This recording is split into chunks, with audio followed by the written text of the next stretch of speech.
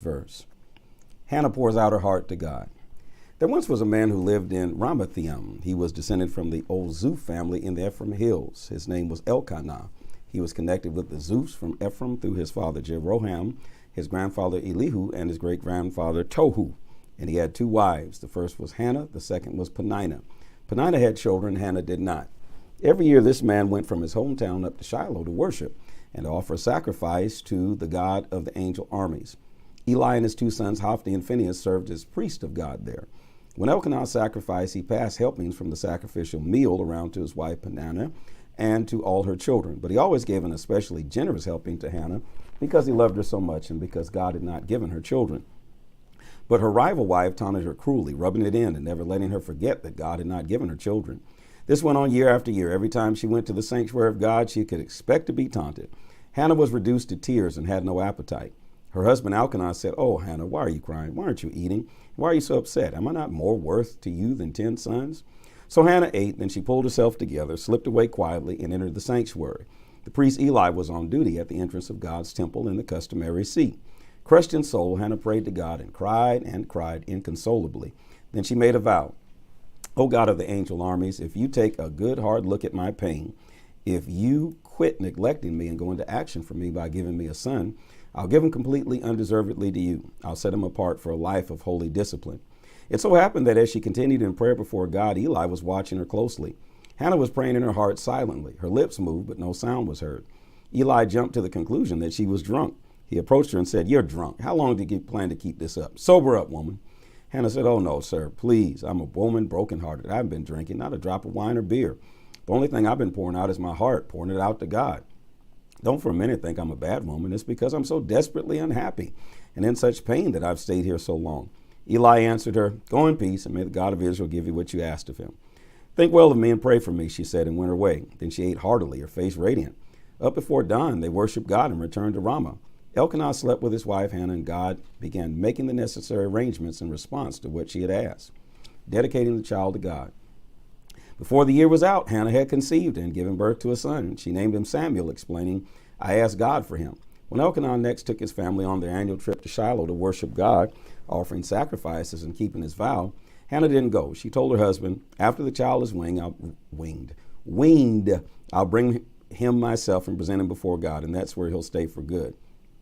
Elkanah said to his wife, "Do what you think is best. Stay home until you've weaned him. Yes, let God complete what he has begun." So she did. She stayed home and nursed her son until she had weaned him. Then she took him up to Shiloh, bringing also the makings of a generous sacrificial meal, a prize bull, flour, and wine. The child was so young to be sent off. They first butchered the bull, then brought the child to Eli. Hannah said, "Excuse me, sir, would you believe that I'm the very woman who was standing before you at this very spot praying to God? I prayed for this child, and God gave me what I asked for. And now I've dedicated him to God. He's dedicated to God for life." Then and there they worshiped God. 1 Samuel chapter 2. Hannah prayed, "I'm bursting with God news. I'm walking on air. I'm laughing at my rivals. I'm dancing my salvation. Nothing and no one is holy like God. No rock mountain like our God. Don't dare talk presumptuously, not a word of boasting ever. For God knows what's going on. He takes the measure of everything that happens. The weapons of the strong are smashed to pieces, while the weak are infused with fresh strength. The well-fed are out begging in the streets for crusts, while the hungry are getting second helpings. The barren woman has a house full of children, while the mother of the many is bereft. God brings death and God brings life, brings down to the grave and raises up. God brings poverty and God brings wealth. He lowers, he also lifts up. He puts poor people on their feet again. He rekindles burned out lives with fresh hope, restoring dignity and respect to their lives, a place in the sun. For the very structures of the earth are God's. He has laid out his operations on a firm foundation. He protectively cares for his faithful friends step by step, but leaves the wicked to stumble in the dark. No one makes it in this life by sheer muscle. God's enemies will be blasted out the sky, crashed in a heap and burned. God will set things right all over the earth. He'll give strength to his king. He'll set his anointed on top of the world. Elkanah went to Ramah. The boy stayed and there served God in the company of Eli, the priest. Samuel serves God. Eli's own sons were nothing but trouble. They didn't know God and could cared less about the custom of the priests among the people. Ordinarily, when someone offered a sacrifice, the priest's servant was supposed to come up, and while the meat was boiling, stab a three-forked stab a three-pronged fork into the cooking pot. The priest then got whatever came up on the fork. But this is how Eli's sons treated all the Israelites who came to Shiloh to offer sacrifices. Before they'd even burn the fat to God, the priest servant would interrupt whoever was sacrificing and say, hand over some of the meat for the priest to roast. He doesn't like boiled meat. He likes his rare. If the man objected, first let the fat be burned, God's portion, then take all you want. The servant would demand, no, I want it now. If you won't give it, I'll take it. It was a horrible sin these young servants were committing, and right in the presence of God, desecrating the holy offerings to God. In the midst of all this, Samuel, a boy dressed in a priestly linen tunic, served God. Additionally, every year his mother would make him a little robe, cut to his size, and bring it to him when she and her husband came for the annual sacrifice. Eli would bless Elkanah, his wife, saying, God give you children to replace this child you've dedicated to God. Then they would go home. God was most especially kind to Hannah. She had 3 more sons and 2 daughters. The boy Samuel stayed at the sanctuary and grew up with God. A hard life with many tears. By this time, Eli was very old. He kept getting reports on how his sons were ripping off the people and sleeping with the women who helped out at the sanctuary. Eli called him out. What's going on here? Why are you doing these things? I hear story after story of your corrupt and evil carrying on. Oh, my sons, this is not right. These are terrible reports I'm getting, stories spreading right and left among God's people. If you sin against another person, there's help, God's help. But if you sin against God, who is around to help? But they were far gone in disobedience and refused to listen to a thing their father said. So God was fed up with them, decreed their death. But the boy Samuel was very much alive, growing up, blessed by God and popular with the people. A holy man came to Eli and said, this is God's message. I revealed myself openly to your ancestors when they were in Pharaoh's slaves in Egypt. Out of all the tribes of Israel, I chose your family to be my priests, to preside at the altar, to burn incense, to wear the priestly robes in my presence. I put your ancestral family in charge of all sacrificial offerings of Israel. So why do you now treat as mere loot these very sacrificial offerings that I commanded for my worship? Why do you treat your sons better than me, turning them loose to get fat on these offerings and ignoring me? Therefore, this is God's word, the God of Israel speaking. I once said that you and your ancestral family would be my priests indefinitely. But now, God's word, remember, there's no way this can continue. I honor those who honor me. Those who scorn me, I demean. Be well warned, it won't be long before I wipe out both your family and your future family. No one in your family will make it to an old age. You'll see good things that I'm going to do in Israel, but you'll see it and weep, for no one in your family will live to enjoy it. I will leave one person to serve at my altar, but it will be a hard life with many tears. Everyone else in your family will die before their time. What happens to your sons, Hophni and Phinehas, will be the proof. Both will die the same day. Then I'll establish myself a true priest. He'll do what I want him to do, be what I want him to be.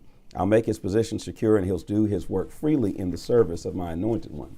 Survivors for your family will come to him begging for handouts, saying, please give me some priest work, just enough to put some food on the table. 1 Samuel chapter 3. Speak, God, I'm ready to listen. The boy Samuel was serving God under Eli's direction. This was at a time when the revelation of God was rarely heard or seen. One night, Eli was sound asleep. His eyesight was very bad. He could hardly see. It was well before dawn. The sanctuary lamp was still burning. Samuel was still in bed in the temple of God, where the chest of God rested. Then God called out, Samuel, Samuel. Samuel answered, yes, I'm here. Then he ran to Eli, saying, I heard you call. Here I am. Eli said, I didn't call you. Go back to bed. And so he did. God called again, Samuel, Samuel. Samuel got up and went to Eli. I heard you call. Here I am. Again, Eli said, son, I didn't call you. Go back to bed. This all happened before Samuel knew God for himself. It was before the revelation of God had been given him personally. God called again, Samuel, the third time. Again, Samuel got up and went to Eli. Yes, I heard you call me. Here I am. That's when it dawned on Eli that God was calling the boy. So Eli directed Samuel, go back and lie down. If the voice calls again, say, speak, God, I'm your servant, ready to listen. Samuel returned to his bed. Then God came and stood before him exactly as before, calling out, Samuel, Samuel. Samuel answered, speak, I'm your servant, ready to listen. God said to Samuel, listen carefully. I'm getting ready to do something in Israel that's going to shake everyone up and get their attention. The time has come for me to bring down on Eli's family everything I warned you of, every last word of it. I'm letting him know that the time is up. I'm bringing judgment on his family for good. He knew what was going on, that his sons were desecrating God's name and God's place, and he did nothing to stop them. This is my sentence on the family of Eli. The evil of Eli's family can never be wiped out by sacrifice or offering. Samuel stayed in bed until morning, then rose early and went about his duties, opening the doors of the sanctuary, but he dreaded having to tell the vision to Eli. But then Eli summoned Samuel. Samuel, my son. Samuel came running. Yes, what can I do for you? What did he say to you? Tell it to me, all of it. Don't suppress or soften one word. As God is your judge, I want it all, word for word, as he said to you. So Samuel told him word for word. He held back nothing. Eli said, he's God. Let him do whatever he thinks best. Samuel grew up. God was with him, and Samuel's prophetic record was flawless. Everyone in Israel, from Dan in the north to Beersheba in the south, recognized that Samuel was the real thing, a true prophet of God. God continued to show up at Shiloh, revealed through his word to Samuel at Shiloh. 1 Samuel chapter 4, the chest of God is taken. Whatever Samuel said was broadcast all through Israel. Israel went to war against the Philistines. Israel set up camp at Ebenezer, the Philistines at Aphek. The Philistines marched out to meet Israel. The fighting spread, and Israel was badly beaten. About 4,000 soldiers left dead on the field. When the troops returned to camp, Israel's elders said, why has God given us such a beating today by the Philistines? Let's go to Shiloh and get the chest of God's covenant. It will accompany us and save us from the grip of our enemies. So the army sent orders to Shiloh. They brought the chest of the covenant of God, the God of angel armies, the cherubim enthroned God. Eli's two sons, Hophni and Phinehas, accompanied the chest of the covenant of God. When the chest of the covenant of God was brought into camp, everyone gave a huge cheer. The shouts were like thunderclaps, shaking the very ground. The Philistines heard the shouting and wondering what on earth was going on. What's all this shouting among the Hebrews? Then they learned that the chest of God had entered the Hebrew camp. The Philistines, I wish this thing would stop coming up. The Philistines panicked. Their gods have come to their camp. Nothing like this has ever happened before. We're done for. Who can save us from the clutches of these super gods? These are the same gods who hit the Egyptians with all kinds of plagues out in the wilderness. On your feet, you Philistines, courage. We're about to become slaves to the Hebrews, just as they had been slaves to us. Show what you're made of. Fight for your lives. And did they ever fight? It turned into a rout. They thrashed Israel so mercilessly that the Israelite soldiers ran for their lives, leaving behind an incredible 30,000 dead. And if that wasn't bad enough, the chest of God was taken, and the two sons of Eli, Hophni and Phinehas, were killed. Glory is exiled from Israel. Immediately, a Benjamite raced from the front lines back to Shiloh, shirt torn, face smeared with dirt. He entered the town. Eli was sitting on a stool beside the road keeping vigil, for he was extremely worried about the chest of God. When the man ran straight into town to tell the bad news, everyone wept. They were appalled. Eli heard the loud wailing and asked, why is this uproar? The messenger hurried over and reported it to Eli. Eli was 98 years old then and blind. The man said to Eli, I've just come from the front, barely escaping with my life. And so my son said, Eli, what happened? The messenger answered, Israel scattered before the Philistines. The defeat was catastrophic with enormous losses. Your sons, Hophni and Phinehas, died, and the chest of God was taken. At the words chest of God, Eli fell backward off his stool where he sat next to the gate. Eli was an old man and very fat. When he fell, he broke his neck and died. He had led Israel 40 years. His daughter-in-law, the wife of Phinehas, was pregnant and ready to deliver. When she heard that the chest of God had been taken and that both her father-in-law and her husband were dead, she dropped to her knees to give birth, going into hard labor. As she was about to die, her midwife said, don't be afraid, you've given birth to a son. But she gave no sign that she had heard. The chest of God gone, father-in-law dead, husband dead, she named the boy Ichabod, which means glory is gone, saying glory is exiled from Israel since the chest of God was taken. 1 Samuel chapter 5, threatened with mass death. Once the Philistines had seized the chest of God, they took it from Ebenezer to Ashdod, brought it into the shrine of Dagon, and placed it alongside the idol of Dagon.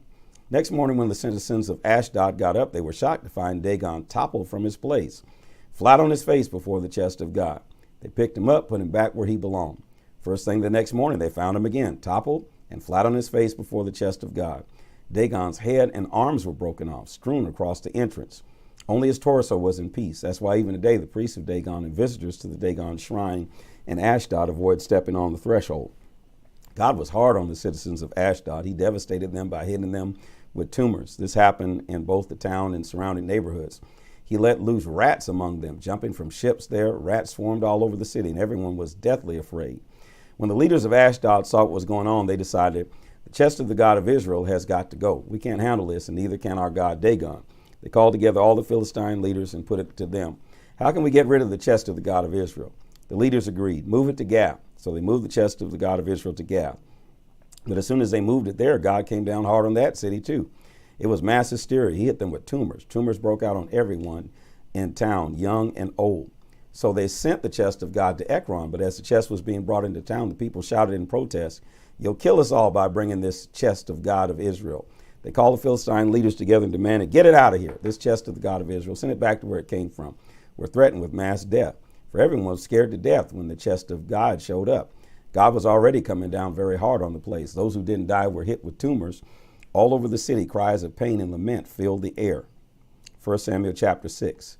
Gold tumors and rats.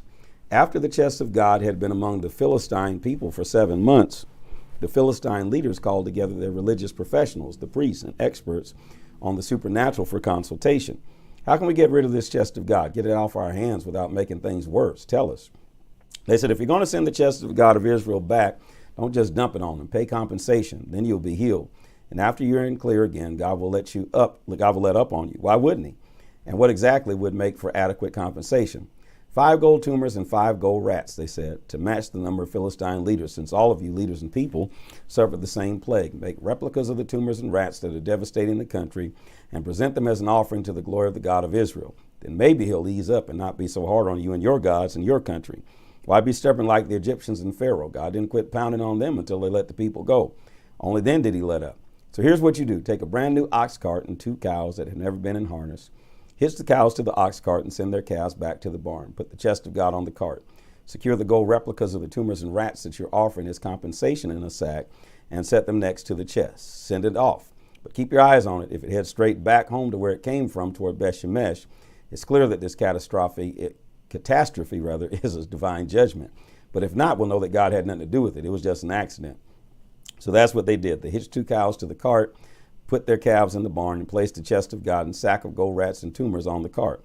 The cows headed straight for home, down the road to Beth-Shemesh, straying neither right nor left, mooing all the way. The Philistine leaders followed them to the outskirts of Beth-Shemesh. The people of Beth-Shemesh were harvesting wheat in the valley. They looked up and saw the chest. Elated, they ran to meet it. The cart came into the field of Joshua, a Beth-Shemeshite. Lord have mercy. a Beth-Shemeshite. Boy, that's a tongue twister. A Beth-Shemeshite. And stopped there beside a huge boulder. The harvesters tore the cart to pieces, then chopped up the wood and sacrificed the cows as a burnt offering to God. The Levites took charge of the chest of God and the sack containing the gold offerings, placing them on the boulder. Offering the sacrifices, everyone in Beth-Shemesh worshiped God most heartily that day. When the 5 Philistine leaders saw what they came to see, they returned the same day to Ekron. The 5 gold replicas of the tumors were offered by the Philistines in compensation for the cities of Ashdod, Gaza, Ashkelon, Gath, and Ekron. 5 gold rats matched the number of Philistine towns, both large and small, ruled by the 5 leaders. The big boulder on which they placed the chest of God is still there in the field of Joshua, Beth-Shemesh, a landmark. If you're serious about coming back to God. God struck some of the men of Beth-Shemesh who, out of curiosity, irreverently peeked into the chest of God. 70 died. The whole town was in mourning, reeling under the hard blow from God and questioning, who can stand before God, this holy God? And then who can we take to get this chest off our hands? They sent emissaries to Kiriath-Jearim, saying, the Philistines have returned the chest of God. Come down and get it. 1 Samuel 7. And they did. The men of Kiriath-Jearim came and got the chest of God and delivered it to the house of Abinadab on the hill. They ordained his son Eleazar to take responsibility for the chest of God. From the time that the chest came to rest in Kiriath-Jearim, a long time passed. 20 years it was. And throughout Israel, there was a widespread, fearful movement toward God. Then Samuel, so I guess it stayed in his house because the tabernacle was in Shiloh. Interesting. So the ark is in Kiriath-Jearim, the tabernacle is in Shiloh with no ark. Then Samuel addressed the house of Israel. If you're truly serious about coming back to God, clean house. Get rid of the foreign gods and fertility goddesses. Ground yourselves firmly in God. Worship him and him alone. He'll save you from the Philistine oppression. They did it. They got rid of the gods and goddesses, the images of Baal and Ashtaroth, and gave their exclusive attention and service to God. Next, Samuel said, get everybody together at Mizpah, and I'll pray for you. So everyone assembled at Mizpah. They threw water from the wells and poured it out before God in a ritual of cleansing. They fasted all day and prayed. We've sinned against God. So Samuel prepared the Israelites for holy war there at Mizpah, the place where God helped us. When the Philistines heard that Israel was meeting at Mizpah, the Philistine leaders went into the offensive. Israel got the report and became frightened. The Philistines on the move again. They pleaded with Samuel, pray with all your might and don't let up. Pray to God, our God, that he'll save us from the boot of the Philistines. Samuel took a young lamb, yet weaned, and offered it as a whole burnt offering to God. He prayed fervently to God, interceding for Israel, and God answered. While Samuel was offering the sacrifice, the Philistines came within rage to fight Israel. Just then God thundered a huge thunderclap, exploding among the Philistines. They panicked, mass confusion, and scattered before Israel. Israel poured out of Mizpah and gave chase, killing Philistines right and left to the point just beyond Beth-kar. Samuel took a single rock and set it up right between Mizpah and Shen. He named it Ebenezer, which means rock of help, saying, "This marks the place where God helped us." The Philistines learned their lesson and stayed home. No more border crossings. God was hard on the Philistines all through Samuel's lifetime. All the cities from Ekron to Gath that the Philistines had taken from Israel were restored. Israel also freed the surrounding countryside from Philistine control, and there was peace between Israel and the Amorites. Samuel gave solid leadership to Israel his entire life. Every year he went on a circuit from Bethel to Gilgal to Mizpah. He gave leadership to Israel in each of these places, but always he would return to Ramah, where he lived and presided from there. That is where he built an altar to God. So the ark is at Kiriath Jearim. Samuel has an altar at Ramah, and the tabernacle is at Shiloh with no ark. 1 Samuel chapter 8, rejecting God as their king. When Samuel got to be an old man, he set his sons up as judges in Israel. His firstborn was named Joel, the name of his second Abijah. They were assigned duty in Beersheba, but his sons didn't take after him. They were out for what they could get for themselves, taking bribes, corrupting justice. Fed up, all the elders of Israel got together and confronted Samuel at Ramah. They presented their case. "Look, you're an old man and your sons aren't following in your footsteps. Here's what we want you to do. Appoint a king to rule over us just like everybody else." When Samuel heard their demand, "Give us a king to rule us," he was crushed. How awful. Samuel prayed to God. God answered Samuel, "Go ahead and do what they're asking. They're not rejecting you. They've rejected me as their king. From the day I brought them out of Egypt until this very day, they've been behaving like this, leaving me for other gods. Now they're doing it to you. So let them have their own way. But warn them of what they're in for. Tell them the ways the kings operate, just what they're likely to get from a king." So Samuel told them, delivered God's warning to the people who were asking him to give them a king. He said, "This is the way the kind of king you're talking about operates. He'll take your sons and make soldiers of them. Chariotry, cavalry, infantry, regimented in battalions and squadrons. He'll put some to forced labor on his farms, plowing and harvesting, and others to making either weapons of war or chariots in which he can ride in luxury. He'll put your daughters to work as beauticians and waitresses and cooks. He'll conscript your best fields, vineyards, and orchards and hand them over to his special friends. He'll tax your harvest and vintage to support his extensive bureaucracy. Your prize workers and best animals he'll take for his own use. He'll lay a tax on your flocks and you'll end up no better than slaves. The day will come when you'll cry in desperation because of this king you so much want for yourselves. But don't expect God to answer." But the people wouldn't listen to Samuel. "No," they said, "we will have a king to rule us, and we'll be just like the other nations. Our king will rule us and lead us and fight our battles." Samuel took in what they said and rehearsed it with God. God told Samuel, "Do what they say. Make them a king." Then Samuel dismissed the men of Israel. "Go home, each of you, to your own city." This is the word of the Lord.